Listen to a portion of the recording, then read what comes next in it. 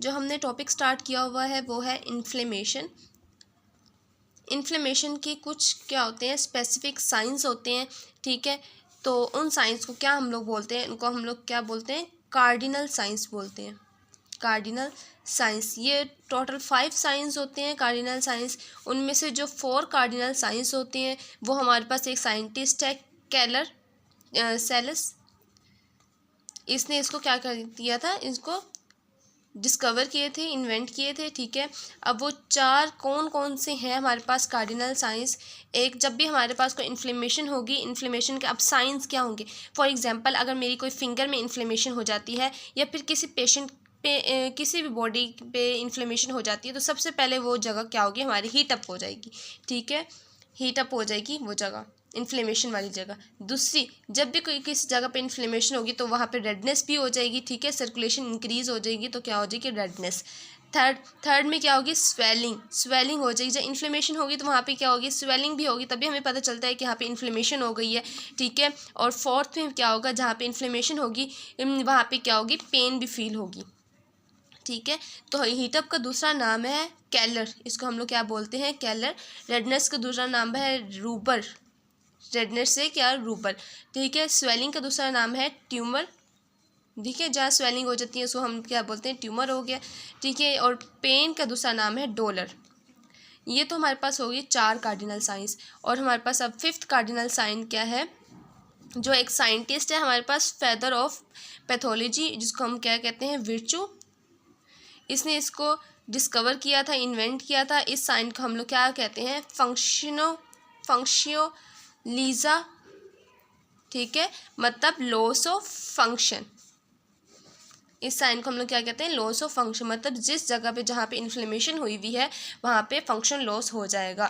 अब जहाँ पे इन्फ्लेमेशन हुई है वहाँ पे इनके साइंस क्या होंगे, कि रेडनेस हो जाएगी, ठीक है, हीट अप हो जाएगा वो जगह, रेडनेस हो जाएगी, स्वेलिंग हो जाएगी, वहाँ पे पेन फील होगी और वो अपना फंक्शन प्रॉपर्ली नहीं कर पाएगा वो हिस्सा। तो उसको हम लोग क्या कहेंगे, ये हमारे सारे साइंस हैं, ठीक है। अब हम लोग सीक्वेंस की बात करते हैं कि कौन कौन से स्टेप्स इन्वॉल्व होते हैं इन्फ्लेमेशन में।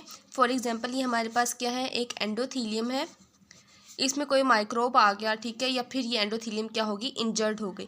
तो अब क्या होगा, किसी कॉज की वजह से इंजर्ड होगी ना ये हमारी एंडोथीलियम, तो क्या होगा, हमारे पास स्टिमुलस होना चाहिए, ठीक है। स्टिमुलस में क्या होना चाहिए, हमारे पास कॉज होनी चाहिए जो हमारी एंडोथीलियम को क्या कर रही है, इंजर्ड कर रही है, या फिर कोई माइक्रोब वगैरह होंगे, सही है।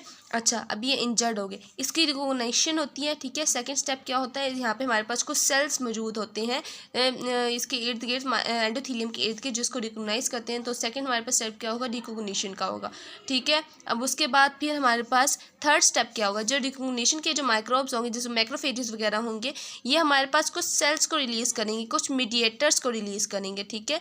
अब थर्ड स्टेप हमारे पास क्या होगा, रिलीज ऑफ मीडिएटर्स, ठीक है।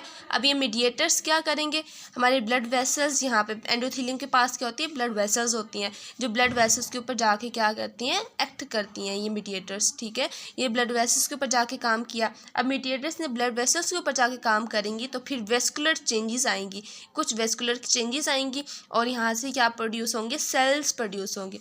चौथे वे में क्या होगा कि वेस्कुलर चेंजेस आएंगी, वेस्कुलर चेंजेस आएंगी, ठीक है। अब जब सेल्स प्रोड्यूस होंगे वेस्कुलर चेंजेस के नतीजे में, तो उसको हम लोग क्या कहेंगे, सेलुलर चेंजेस कहेंगे, ठीक है। अब जब सेल्स यहाँ से रिलीज़ होंगे, ठीक है, वेसल से जब यहाँ सेल रिलीज़ होंगे तो इस जो माइक्रोब होगा, जो कॉज होगी, इसको क्या होगी, फैगोसाइटेशन होगी, इसकी फैगोसाइटोसिस होगी, ठीक है। इसकी फैगोसाइटोसिस हो जाएगी। जब फैगोसाइटोसिस हो जाएगी तो इन्फ्लेमेशन के प्रोसेस में क्या होता है कि क्लियरेंस अब फिर कर दी जाती है, ठीक है, बिल्कुल साफ़ जगह कर दी जाती है, कोई निशानात नहीं छोड़े जाते। तो फिर लास्ट स्टेप में क्या होगा, क्लियरेंस कर दी जाएगी, ठीक है। सबसे पहले है हमारे पास कोई अगर इन्फ्लेमेशन हुई है, वो किसी कॉज की, किसी स्टिमुलस के नतीजे में होती है ना, तो पहले क्या होगा, स्टिमुलस होगा, ठीक है। उसके हमारे पास सेल्स होते हैं जो इसको रिकॉग्नाइज करेंगे, तो सेकंड स्टेप रिकॉग्निशन होगा। अब जो रिकॉग्निशन जो सेल्स करेंगे, ठीक है, वो कुछ मीडिएटर्स को रिलीज़ करेंगे, मीडिएटर्स रिलीज़ हो गए। अब जो मीडिएटर्स होंगे वो ब्लड वेसल्स के ऊपर जाकर काम करेंगे, जब ब्लड वेसल्स के ऊपर काम करेंगे तो वेस्कुलर चेंजेस आएंगी, फिर सेल्स, ये वेसल के नतीजे में, वेस्कुलर चेंजेस के नतीजे में सेल्स रिलीज़ होंगी, जिसको हम लोग सेलुलर चेंजेस कहते हैं। फिर जो सेल्स होंगे वो फैगोसाइटोसिस करेंगे, ठीक है, उसमें फिर क्या हो जाएगा, क्लियरेंस हो जाएगी। यह एक कहानी की तरह आप लोगों ने याद रखना है, तब आप लोगों को याद रहेगा। अच्छा, अब हम लोग बारी बारी इसको डिटेल में पढ़ेंगे। पहले हम लोग कॉज को डिटेल में पढ़ेंगे, फिर हम रिकॉग्निशन को डिटेल में पढ़ेंगे। तो कॉज में क्या क्या आ सकता है, कॉज में क्या क्या आ सकता है, सबसे पहले तो होता है इन्फेक्शन। इन्फेक्शन की वजह से क्या होता है, इन्फ्लेमेशन होती है। अब इन्फेक्शन कौन करता है, हमारे पास बैक्टीरिया भी कर सकता है, ठीक है, इन्फेक्शन, हमारे पास वायरसेस भी इन्फेक्शन कर सकते हैं, फंजाई भी हमारे पास क्या कर सकते हैं, इन्फेक्शन कर सकते हैं। अब ये तीनों क्या करेंगे, इन्फेक्शन करेंगे, जिसकी वजह से क्या होगी, इन्फ्लेमेशन होगी। अब इन्फ्लेमेशन जो होगी वो माइल्ड टू सीवियर भी हो सकती है, माइल्ड टू सीवियर भी हो सकती है, ठीक है। सबसे पहली कॉज क्या है, इन्फेक्शन। अच्छा, अब सेकंड कॉज क्या हो सकती है, नेक्रोसिस हो सकती है, ठीक है। ये हमारे पास एंडोथेलियम है, इसमें क्या हो सकते हैं, सेल डेथ हो सकते हैं। अब सेल डेथ किसी वजह से होंगे ना, तो सेल डेथ किसकी वजह से हो सकते हैं, इस्कीमिया की वजह से हो सकते हैं, वहाँ ब्लड सप्लाई कम होगी जिसकी वजह से सेल डेथ होने लग गए हैं, ठीक है। कोई फिजिकल चेंजेस, फिजिकल ट्रॉमा आया है, ठीक है, एक्सीडेंट वगैरह हो गया, इसकी वजह से सेल डेथ हो गया, नेक्रोसिस हो गया। दैन केमिकल चेंजेस, कोई रेडिएशंस वगैरह आ गई हैं, ठीक है, उसकी वजह से क्या हो गया, सेल डेथ हो गए हैं। कोई केमिकल गिर गया बॉडी में, एंडोथेलियम में, जिसकी वजह से सेल डेथ होंगे, तो उसकी वजह से क्या हो गया, नेक्रोसिस हो गई है, ठीक है। अब ये सारे तीनों प्रोसेस क्या करेंगे, ट्रिगर करेंगे इन्फ्लेमेशन को, इन्फ्लेमेशन के प्रोसेस को क्या करेंगे, ट्रिगर करेंगे। सबसे पहले क्या था, इन्फेक्शन कॉज था, सेकंड नेक्रोसिस। अब हमारे पास थर्ड कॉज का हो गया, कोई फॉरेन एजेंट हो गया, कोई फॉरेन बॉडीज़ होगी। और फॉरेन बॉडीज़ में हमारे पास क्या आ सकता है, एंडोजीनियस सब्सटेंसेस भी आ सकते हैं, ठीक है, स्विचेस वगैरह भी आ सकते हैं, तो इससे इन्फ्लेमेशन हो सकती है, ठीक है। उसके बाद फोर्थ हमारे पास क्या कॉज होगी, कोई इम्यून रिएक्शंस होंगे। इम्यून रिएक्शंस में अब क्या आ सकते हैं, जैसे हमारे पास हाइपर सेंसिटिविटी रिएक्शन आ गए, हाइपर सेंसिटिविटी रिएक्शंस, या फिर auto immune reactions, auto immunity reactions. अब ऑटो इम्यून रिएक्शंस में क्या होता है कि हमारी बॉडी एंटीबॉडीज़ बनाने लग जाती है किस्ट के अगेंस्ट, हमारी अपनी एंटीजेंस के अगेंस्ट, ठीक है। तो इसकी वजह से क्या हो सकता है, इसकी वजह से इन्फ्लेमेशन का प्रोसेस हो सकता है, ठीक है। अभी तो हम लोगों ने पहला क्या पढ़ा, हमने कॉज को डिस्कस किया, ठीक है। ये हमने कॉज को डिस्कस किया, किस किस वजह से हो सकती है इन्फ्लेमेशन, इन्फेक्शन की वजह से हो सकती है, नेक्रोसिस की वजह से हो सकती है, फॉरेन बॉडीज़ की वजह से हो सकती है, और इम्यून रिएक्शंस की वजह से हो सकती है। अच्छा, उसके बाद फिर अब हम रिकॉग्निशन पढ़ेंगे। सेकंड स्टेप क्या है, रिकॉग्निशन का, वो तो कॉज होगी ना, लेकिन अब स्टेप्स हमारी जो स्टार्ट होंगी, ये फर्स्ट स्टेप इसको बोलेंगे रिकॉग्निशन, जो हम लोग कर रहे हैं, हमारी बॉडी कर रही है। अब ये हमारे पास क्या है, एक एंडोथेलियम है, ये बेचारी इंजर्ड होगी, ठीक है, इसमें कोई इंजरी वगैरह आ गई, माइक्रोब आ गया। अब इसको क्या करेगा, सबसे पहला स्टेप क्या होगा, इसको रिकॉग्नाइज कौन करेगा, इस बेचारे को जो ये बीमार हो गया है, इसको इंजर्ड हो गया, अब इसको रिकॉग्नाइज भी तो, रिकॉग्निशन भी तो करेंगे, तभी तो पता चलेगा इसको हुआ क्या है, ठीक है। या तो माइक्रोब इसको करेगी, या फिर इंजरी आ जाएगी, ठीक है। तो फर्स्ट स्टेप इसमें क्या होगा, रिकॉग्निशन का होगा फर्स्ट स्टेप हमारे पास, ठीक है। अब इसकी रिकॉग्निशन क्या होगी, हमारे पास बहुत ज़्यादा टूल लाइक रिसेप्टर्स होंगे हमारी बॉडी में, क्या होंगे, हमारे सेल्स के ऊपर टूल लाइक रिसेप्टर्स होंगे जो रिकॉग्नाइज करेंगे इसको। अब इसको टूल लाइक रिसेप्टर्स क्यों कहते हैं, क्योंकि हमारे पास एक जीन है, टूल जीन, ठीक है, उसमें ही पाए जाते हैं रिसेप्टर्स, तो इसके लिए हमने इसको क्या कहते हैं, टू लाइक रिसेप्टर्स कहते हैं। अब ये टू लाइक जो रिसेप्टर्स होते हैं, ये हमारे ये जो सेल है इसके सरफेस पे भी पाए जाते हैं और हमारे सेल के अंदर भी पाए जाते हैं, ताकि इस इंजरी को क्या कर सकते हैं, रिकॉग्नाइज कर सकते हैं। एंडोसोम में भी पाए जाते हैं, ताकि इंजेस्टेड जो इंजरी होगी उसको भी रिकॉग्नाइज कर सके। जो माइक्रो सरफेस के ऊपर होगा टू लाइक रिसेप्टर, उसको भी रिकॉग्नाइज कर लेंगे, और जो अंदर होगा उसको भी रिकॉग्नाइज कर लेंगे।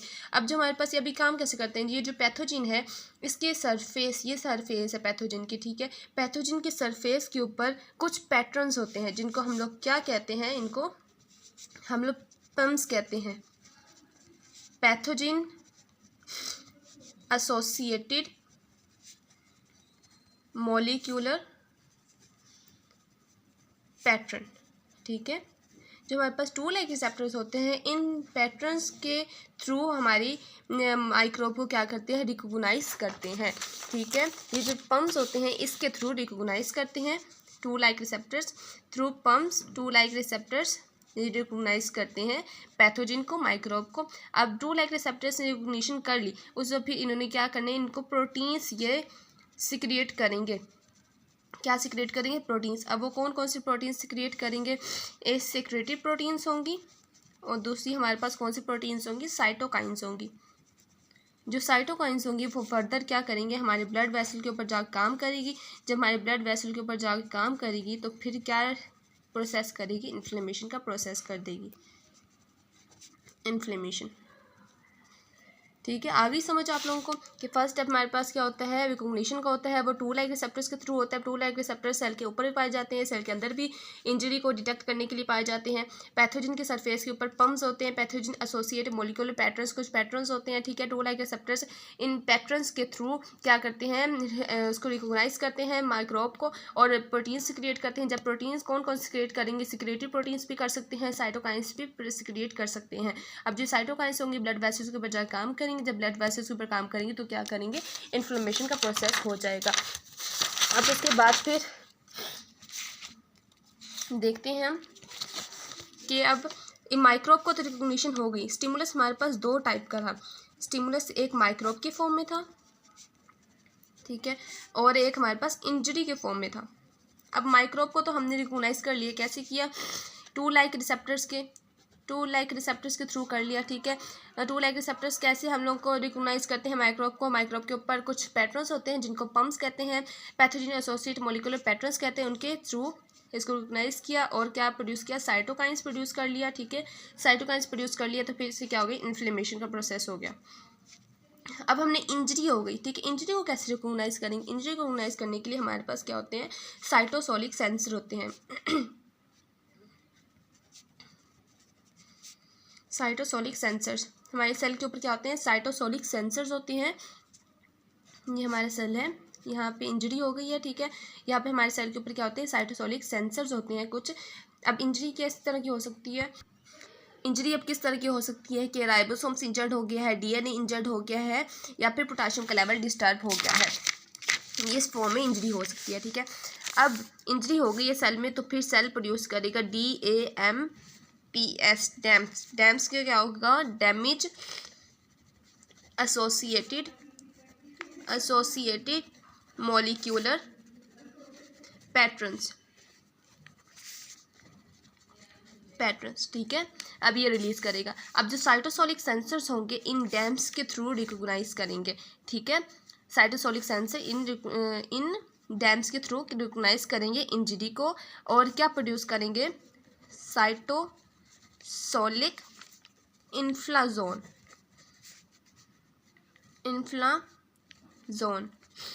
ये सिक्रिएट करेंगे। और ये जो साइटोसोलिक इन्फ्लाजोन्स हैं ये प्रोड्यूस करेंगे इंटरल्यूकिन 1 को प्रोड्यूस करेंगे। जब इंटरल्यूकिन 1 प्रोड्यूस होगा तो फिर इंटरल्यूकिन 1 क्या करता है, इंटरल्यूकिन 1 का क्या काम होता है, इन्फ्लेमेशन करने का। ठीक है, तो इस तरह इन्फ्लेमेशन हो जाएगी। जहाँ भी कहीं इंजरी हुई है वो सेल क्या प्रोड्यूस करेगा, एक पैटर्न प्रोड्यूस करेगा जिसको कहते हैं dams, damage associated molecular patterns. ये जो डैम्स होगी इसको हमारे साइटोसोलिक सेंसर रिकॉग्नाइज करेंगे और प्रोड्यूस करेंगे इन्फ्लाजोन्स क्या प्रोड्यूस करेंगे, इंटरल्यूकिन 1, और इंटरल्यूकिन 1 क्या करेगा, इन्फ्लेमेशन करेगा। ठीक है, एक हमारे पास डिजीज़ होती है ऑटो इन्फ्लेमेटरी डिजीज़। किसी पेशेंट को अगर ऑटो इन्फ्लेमेटरी डिजीज़ है तो फिर क्या होगा, उसमें इंटरल्यूकिन 1 की प्रोडक्शन ज़्यादा हो चुकी होगी तो हम लोग एक एंटीडोट देते हैं, एंटी इंटरल्यूकिन 1 एक मेडिसिन देते हैं, तो इसलिए इनकी ये ऑटो इन्फ्लेमेटरी डिजीज़ को कंट्रोल किया जा सकता है। ठीक है, उसके बाद फिर है हमारे पास, अच्छा, माइक्रोब को भी हमने पता चल गया हम कैसे करते हैं रिकॉग्नाइज, इंजरी को भी पता चल गया कैसे करते हैं।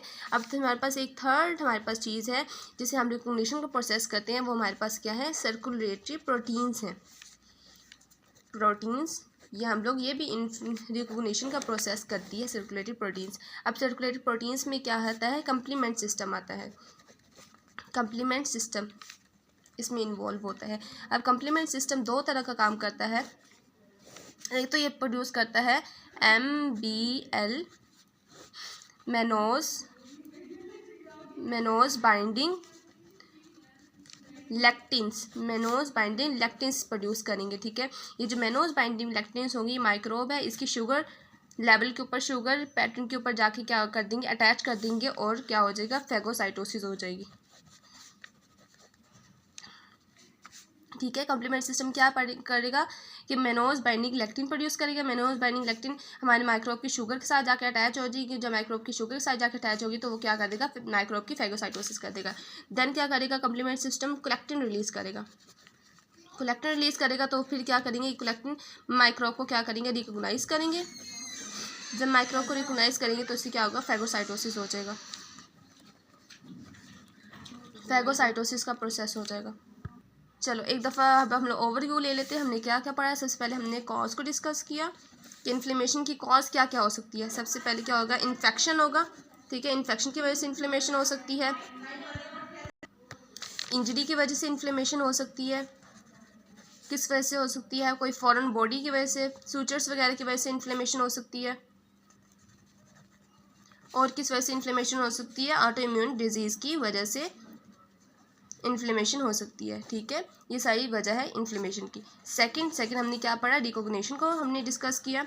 अब रिकॉग्निशन कैसे होती है, एक तो टू लाइक रिसेप्टर्स के थ्रू होती है। टू लाइक रिसेप्टर्स पम्प्स के थ्रू रिकॉग्नाइज करते हैं और क्या प्रोड्यूस करते हैं, साइटोकाइंस रिलीज़ करेंगे। जब साइटोकाइंस रिलीज़ करेंगे, साइटोकाइंस हमारे ब्लड वेसल्स के ऊपर जा काम करेगी और फिर क्या होगी, इन्फ्लेमेशन हो जाएगी। ठीक है, इन्फ्लेमेशन का प्रोसेस हो जाएगा। देन हमारे पास क्या है, साइटोसोलिक सेंसर्स होते हैं। साइटोसोलिक सेंसर्स हमारे पास होते हैं। जब साइटोसोलिक के जो सेंसर होते हैं ये किसको एक्टिवेट करते हैं, इन्फ्लाजोन्स को एक्टिवेट करते हैं। इन्फ्लाजोन्स को एक्टिवेट करेंगे तो फिर क्या होगा, इन्फ्लेमेशन हो जाएगी। ठीक है, इन्फ्लेमेशन का प्रोसेस हो जाएगा। अब थर्ड हमारे पास क्या हमने पढ़ा, कम्प्लीमेंट सिस्टम को हमने डिस्कस किया। कम्प्लीमेंट सिस्टम को हमने डिस्कस किया। तो कम्प्लीमेंट सिस्टम क्या काम करता है, दो काम करता है। एक तो मेनोज बाइंडिंग लेक्टिन को प्रोड्यूस करेगा, दूसरा कोलेक्टिन को प्रोड्यूस करेगा। ये दोनों फैगोसाइटोसिस को प्रोसेस करेंगे। जब फैगोसाइटोसिस को प्रोसेस करेंगे तो फिर क्या होगा, इन्फ्लेमेशन हो जाएगी। अब ये सारी जो चीज़ें हैं रिकॉग्निशन की जो इन्फ्लेमेशन करा रही हैं, अब ये क्या प्रोड्यूस करेंगे, ये मीडिएटर्स को रिलीज़ करेंगी। जब ये मीडिएटर्स को रिलीज़ करेंगे तो ये जो मीडिएटर्स होंगे ये हमारे ब्लड वेसल्स के ऊपर जाके काम करेंगे। जब ब्लड वेसल्स के ऊपर काम करेंगे तो क्या आएगी, वेस्कुलर चेंजेस आएंगी। जब वेस्कुलर चेंजेस आएंगी तो फिर क्या होगा, सेलुलर चेंजेस आएंगी। जब फिर सेलुलर चेंजेस आएंगे तो फिर क्या होगा कि फैगोसाइटोसिस वगैरह हो जाएगा। देन फैगोसाइटोसिस हो जाएगा और देन क्या हो जाएगी, क्लियरेंस हो जाएगी। चलें, अब नेक्स्ट वीडियो में हम लोग वेस्कुलर चेंजेस को, सेलुलर चेंजेस को हम डिटेल से पढ़ेंगे कि इसमें क्या क्या होते हैं, वेस्कुलर चेंजेस में क्या क्या होता है। ठीक है, सेलुलर चेंजेस में कौन कौन से सेल्स रिलीज़ होते हैं। उम्मीद है आपको समझ आई होगी। Thank you so much.